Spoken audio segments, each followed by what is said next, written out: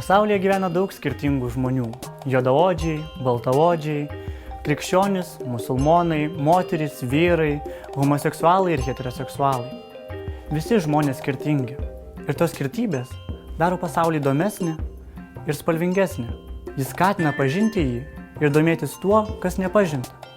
Koks būtų pasaulis, jei jame nebūtų skirtingų žmonių – senelių, vaikų, juodaodžių, musulmonų, storulių, jis būtų kur kas pilkesnis ir nuobodesnis, nes mes visi būtumėm vienodi.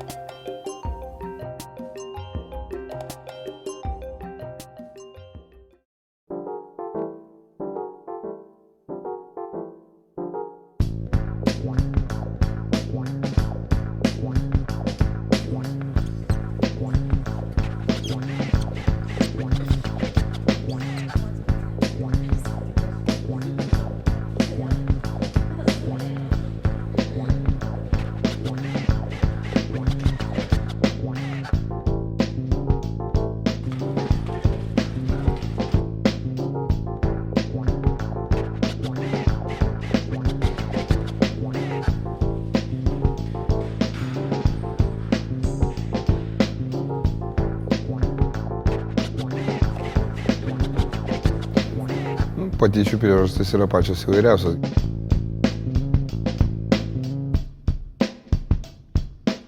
Vienas pagrindinių dalykų tai yra elementari brandos kojos spyrio į gyvenimą evoliucijos privaloma etapo ataka į šį pasaulį. Tai yra elementari, taip suaugėlių vadinama brandos krizė, kai tu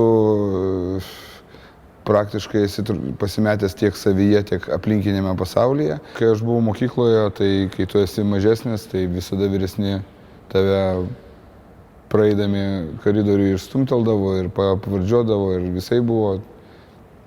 Paskui mes paaugom, mes pastumdavom ir pavardžiuodavom. Ir negaliu pasakyti, kad aš labai šventas buvau.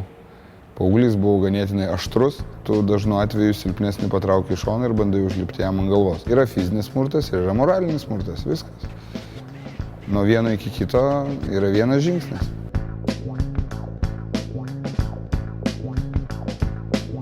Mokykloje susiklostė tokia situacija, kai gal dėl to, kad aš buvau nedidelio ūgio, žemiausias klasėje, gal dėl kitų aplinkybių, bet dėl to, kad silpnesnis, sugalvojo tyčiotis ir pradėjo vadinti gėjumi.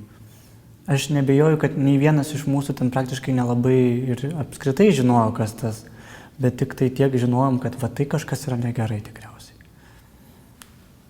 Ir taip susiklostė, kad tiek jau giliai mane paveikė tas žodis, kad aš ieškojau būdų, kaip atsikratyti to žodžio. Ir man teko susitarti su viena klasiokiu ir suvaidinti sceną, bučinio sceną mokykloje po pamokų, kad pamatytų keletą kitų klasiokų, kad aš bučiuosi, kad aš negėjus, kad man rūpi merginos. Ir mes pasibučiavom ir natūralu, kad per visą mokyklą praėjo ta kalba ir tokiu būdu atsikračiau to tokį žodžio.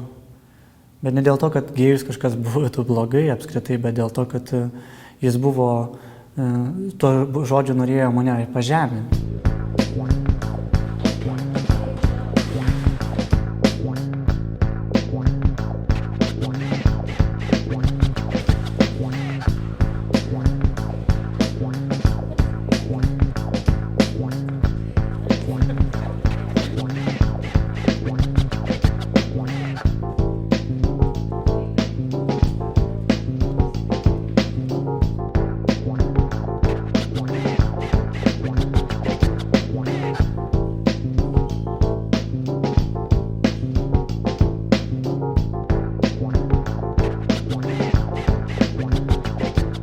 Vaikystėje kai kurie vaikai panaudodavo visas geografijos žinias, ypatingai nežinias, kai norėdavo mane įžeisti ir vadindavo kinę, čigonę, negrę ir iš tikrųjų niekada nepataikydavo.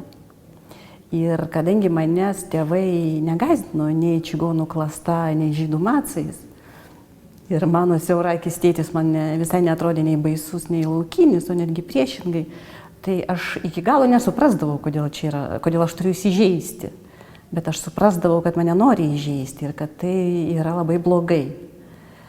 Bet ilgainiui aš supratau, kad ne man sunkiau gyventi, o tiem vaikams sunkiau gyventi, nes juos supa klastingi čigonai, gudrūs žydai, žiaurūs azijiečiai, o man pasaulis pakankamai draugiškas. Negalima nei gėdytis, nei didžiuotis tuo, su kuo tu gimėjai, kažkokiam fiziniam, prigimtiniam savybėm. Tai negali būti pasididžiavimo arba pasmerkimo priežastim. Pasididžiavimo ar pasmerkimo priežastim gali būti tik veiksmai, tik tai, ką tu darai. Dar mane, šiek tiek gal žeisdavo, kai manęs klausdavo, o kaip jūs išmokot kalbėti lietuviškai?